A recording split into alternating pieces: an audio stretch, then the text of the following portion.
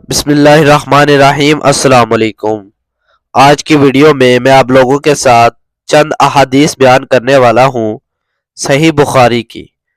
تو آج کی ویڈیو بہت ہی امپورٹنٹ ہونے والی ہے، تو آپ سب سے گزارش ہے کہ ویڈیو کا اینڈ تک لازمی دیکھیے گا۔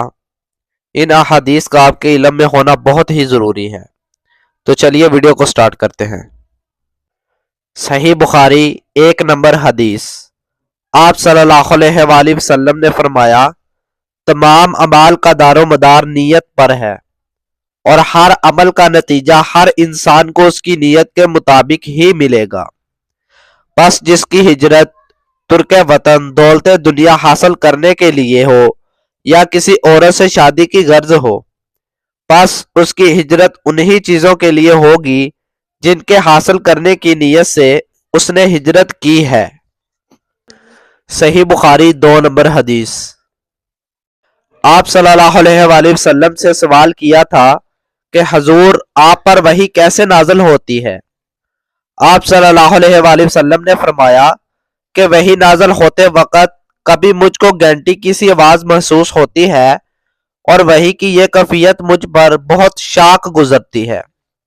جب یہ کیفیت ختم ہوتی ہے تو میرے دل و دماغ پر اس فرشتے کے ذریعے نازل شدہ وحی محفوظ ہو جاتی ہے، اور کسی وقت ایسا ہوتا ہے کہ فرشتہ بشکل انسان میرے پاس آتا ہے اور مجھ سے کلام کرتا ہے، پس میں اس کا کہا ہوا یاد رکھ لیتا ہوں۔ حضرت عائشہ رضی اللہ عنہا کا بیان ہے کہ میں نے سخت کڑاکے کی سردی میں آپ صلی اللہ علیہ وآلہ وسلم کو دیکھا ہے کہ آپ صلی اللہ علیہ وآلہ وسلم پر وحی نازل ہوئی، اور جب اس کا سلسلہ موقوف ہوا تو آپ صلی اللہ علیہ وآلہ وسلم کی پیشانی پسینے سے شرابور تھی۔ صحیح بخاری 3 نمبر حدیث۔ ام المومنین حضرت عائشہ رضی اللہ عنہا سے نقل کرتے ہیں کہ انہوں نے بتلایا کہ آپ صلی اللہ علیہ وآلہ وسلم پر وحی کا ابتدائی دور اچھے سچے پاکیزہ خوابوں سے شروع ہوا۔ آپ خواب میں جو کچھ دیکھتے وہ صبح کی روشنی کی طرح صحیح اور سچا ثابت ہوتا۔ پھر من جانب قدرت آپ تنہائی پسند ہو گئے، اور آپ صلی اللہ علیہ وآلہ وسلم نے غار حرا میں خلوت نشینی اختیار فرمائی، اور کئی دن اور رات وہاں مسلسل عبادت اور یاد الہی و ذکر و فکر میں مشغول رہتے، جب تک گھر آنے کو دل نہ چاہتا توشہ ہمراہ لیے ہوئے وہاں رہتے۔ توشہ ختم ہونے پر ہی اہلیہ محترمہ حضرت خدیجہ رضی اللہ عنہا کے پاس تشریف لاتے، اور کچھ توشہ ہمراہ لے کر پھر وہاں جا کر خلوت گزی ہو جاتے۔ یہی طریقہ جاری رہا یہاں تک کہ آپ پر حق منکشف ہو گیا، اور آپ غار حرا میں ہی قیام پذیر تھے کہ اچانک حضرت جبرائیل علیہ السلام آپ کے پاس حاضر ہوئے اور کہنے لگے، اے محمد پڑھو۔ آپ فرماتے ہیں کہ میں نے کہا کہ میں پڑھنا نہیں جانتا۔ آپ صلی اللہ علیہ وآلہ وسلم فرماتے ہیں کہ فرشتے نے مجھے پکڑ کر اتنے زور سے بھینچا کہ میری طاقت جواب دے گئی۔ پھر مجھے چھوڑ کر کہا پڑھو۔ میں نے پھر وہی جواب دیا کہ میں پڑھا ہوا نہیں ہوں۔ اس فرشتے نے مجھ کو نہایت ہی زور سے بھینچا کہ مجھ کو سخت تکلیف محسوس ہوئی۔ پھر اس نے کہا کہ پڑھ۔ میں نے کہا کہ میں پڑھا ہوا نہیں ہوں۔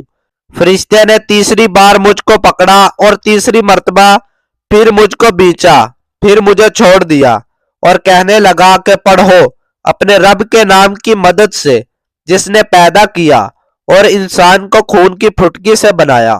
پڑھو، اور آپ کا رب بہت ہی مہربانیاں کرنے والا ہے۔ بس یہی آیتیں آپ حضرت جبرائیل علیہ السلام سے سن کر اس حال میں غار حرا سے واپس ہوئے کہ آپ کا دل اس انوکھے واقعے سے کانپ رہا تھا۔ آپ حضرت خدیجہ کے ہاں تشریف لائے اور فرمایا کہ مجھے کمبل اڑا دو، مجھے کمبل اڑا دو۔ لوگوں نے آپ کو کمبل اڑا دیا۔ جب آپ کا ڈر جاتا رہا تو آپ نے اپنی زوجہ محترمہ حضرت خدیجہ رضی اللہ عنہا کو تفصیل کے ساتھ یہ واقعہ سنایا، اور فرمانے لگے کہ مجھ کو اپنی جان کا خوف ہو گیا ہے۔ آپ کی اہلیہ محترمہ حضرت خدیجہ رضی اللہ عنہا نے آپ کی ڈھارس بندھائی اور کہا کہ آپ کا خیال صحیح نہیں ہے، خدا کی قسم آپ کو اللہ کبھی رسوا نہیں کرے گا، آپ تو اخلاق فاضلہ کے مالک ہیں۔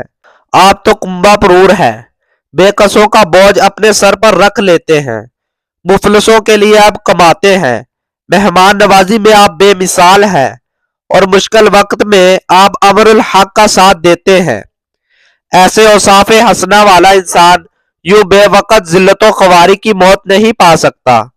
پھر مزید تسلی کے لیے حضرت خدیجہ رضی اللہ عنہا آپ صلی اللہ علیہ وآلہ وسلم کو ورقہ بن نوفل کے پاس لے گئی، جو ان کے چچا زاد بھائی تھے اور زمانہ جاہلیت میں نصرانی مذہب اختیار کر چکے تھے اور عبرانی زبان کے کاتب تھے۔ چنانچہ انجیل کو بھی حسب منشائے خداوندی عبرانی زبان میں لکھا کرتے تھے۔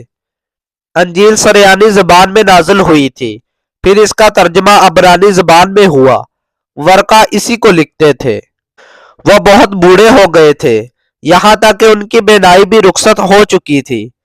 حضرت خدیجہ رضی اللہ عنہا نے ان کے سامنے آپ کے حالات بیان کیے اور کہا کہ اے چچا زاد بھائی، اپنے بھتیجے محمد صلی اللہ علیہ وآلہ وسلم کی زبانی ذرا ان کی کیفیت سن لیجئے۔ وہ بولے کہ بھتیجے، آپ نے جو کچھ دیکھا ہے اس کی تفصیل سناؤ۔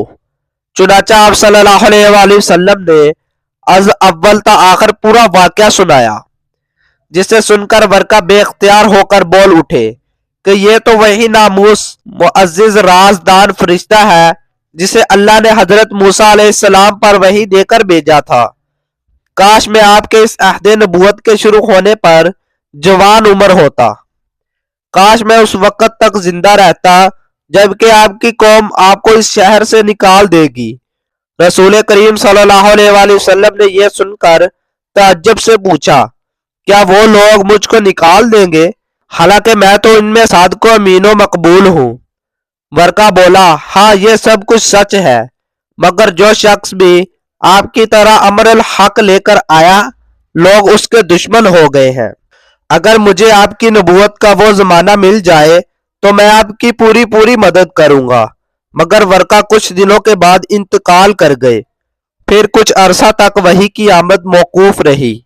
تو یہ تھی صحیح بخاری کی پہلی 3 احادیث جو میں نے آپ کے سامنے بیان کی ہیں۔ امید کرتا ہوں کہ آپ کو یہ ویڈیو بہت ہی پسند آئی ہوگی۔ اگر آپ کو یہ ویڈیو پسند آئی ہے تو اس ویڈیو کو شیئر کرنا مت بھولیے گا۔